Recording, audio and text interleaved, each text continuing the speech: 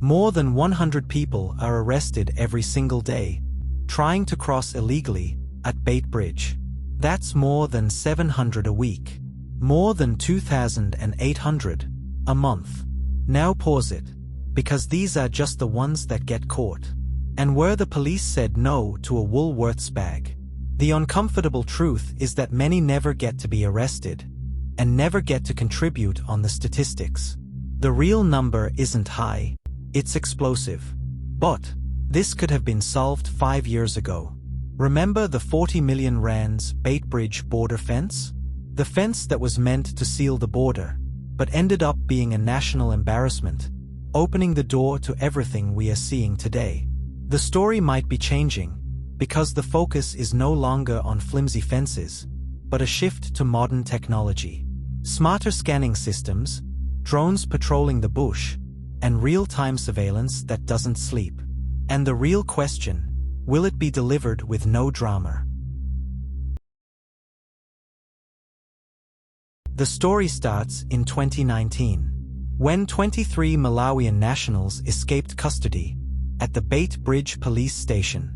The Malawians had traveled all the way from Malawi with an intention to cross into SA illegally. So, in Zim's side at Beitbridge, they looked for smuggling escorts. After negotiating the fees, they followed the escorts into the bush and walked for kilometers before crossing into SA. As they crossed the river, they were spotted by Zim police. The police acted swiftly and managed to arrest all the border jumpers. They were then taken to Beitbridge police station. And as they awaited deportation procedures, the foreigners managed to open the cell locks and vanished into SA. The escape made headlines and got citizens discussing the Beitbridge border security concerns. Inasmuch as the border served as an economic hub for cross-border trade, the border had turned into a hub for cross-border crime. Talk to us about some of your concerns. Yes, we have joined the march yesterday for obvious reasons. We have seen the numbers of undocumented foreign nationals in South Africa that are increasing. Obviously, it has an impact in terms of our health sector, education sector, job securities, because we have even seen in most of the restaurant or some of the restaurant and construction industry where they employed illegal foreigners, and some of them are involved in a serious crime. As the citizens expressed concerns, the authorities felt the pressure to act ASAP. So, the planning began in early 2020. The solution was to construct a 40 kilometers razor mesh fence at Beitbridge. According to the plan, the fence was going to cost 40 million rands, and construction was supposed to take only 1 month. The fence was going to serve as the barrier between the two nations, and was going to stop the illegal smuggling of goods, the trafficking of drugs, firearms, minerals. The fence was going to eliminate border jumping. After routing and designing, 2 contractors were then brought in on the 18th of March. Caledon served as the consultants, while Profteam did the construction work. The 2 companies were contracted under emergency procurement measures by the Department of Public Works and Infrastructure. This was at a time when SA had recently implemented a nationwide lockdown and had to stop all cross-border movements at all costs so as to contain COVID and crime. This was an emergency, and the construction work began on the 18th of March, just a day after contractor appointment. Since this was an emergency, construction had to be fast. Cracks only started appearing when it was time for the contractors to do a handover. Because after every construction project, contractors have to hand over the work to the owners. But before handing over, tests must be done first, to see if the facilities built are fit for purpose. The same was done on the Beitbridge fence project, and that is when people realized the mess that had been built. Execution quality was very poor, with multiple technical failures. The fence was intended to be 2.2 meters high, but the contractors erected a 1.8 meter fence.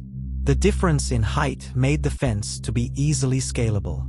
In addition to this, mesh and razor wire was improperly installed, with coils stretching beyond recommended limits, compromising effectiveness. The fence was a disaster. Authorities identified at least 115 breaches, where the fence had already been cut or removed.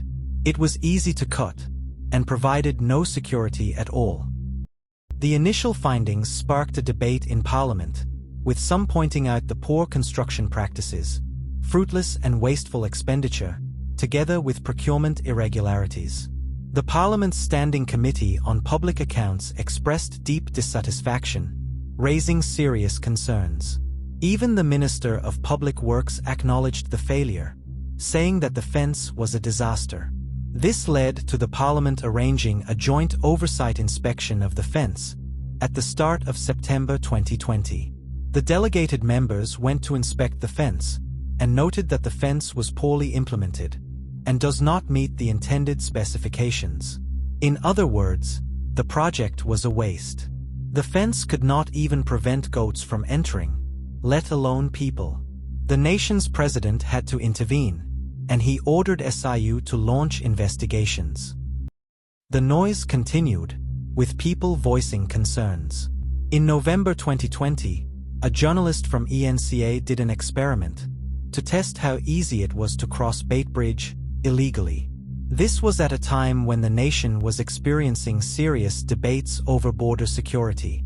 After the butchery scandal, which did not help these concerns, but rather sparked them further. The event added urgency to verifying border security. People wanted to be told that border security has been tightened, and that we will not have international fugitives escaping easily again. Because of the public concerns, the journalist decided to do the experiment. So, he arrived at Beitbridge border and attempted to cross illegally.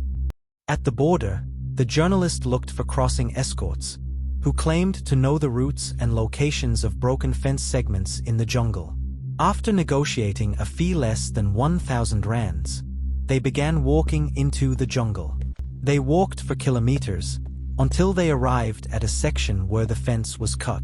While crossing the fence, the journalist noticed that the fence material was very weak, and very easy to cut, even with basic equipment. The fence was very poor for a border fence, and wouldn't look out of place as a tavern fence. It was a joke. After crossing the fence, they then walked for a distance, until they arrived at a spot where the Limpopo River was shallow. They simply walked in, with the water level below the knees. After the river, they were in Zim side. As they walked back to the road, the journalist saw a lot of people moving freely, in both directions. Some from Zim to SA, and some from SA to Zim. People moved freely in both directions, meaning the fence did not function as a one-way deterrent, but effectively allowed almost unrestricted movement across the border line. When the discovery was published, it initiated some intense discussions. People realized how easy it was to cross the border illegally, even with less than 1,000 rands. The fence that had just been erected was useless. It already had cut segments, where people simply walk in. This was a waste of 40 million rands. The report became a reference point in a broader public debate, and in official scrutiny over border control effectiveness, especially in context of the 40 million rands fence project. Seeing the casual manner in which the journalist crossed the border fueled criticism. Several independent news outlets described the findings as shocking and used them to illustrate that South Africa's border was effectively porous, despite the expensive fence. The idea that someone with limited resources can cross easily is very scary. The report was widely cited in analyses of why the fence had failed to meet standards, and why illegal crossings continued, despite its construction. 40 million rands wasted. And because of the poor work, crime continued to rise, fueled by the porous borders. In 2023, a famous fugitive managed to cross Beitbridge border illegally, while running away from the police after escaping custody. He crossed into Zim with ease. Again, showing that the fence is useless as it did not stop smuggling of illegal goods and substances, trafficking of drugs and humans, and illegal crossing. All we can do at the moment is cross fingers, hoping the recent plans to upgrade the systems will be implemented effectively.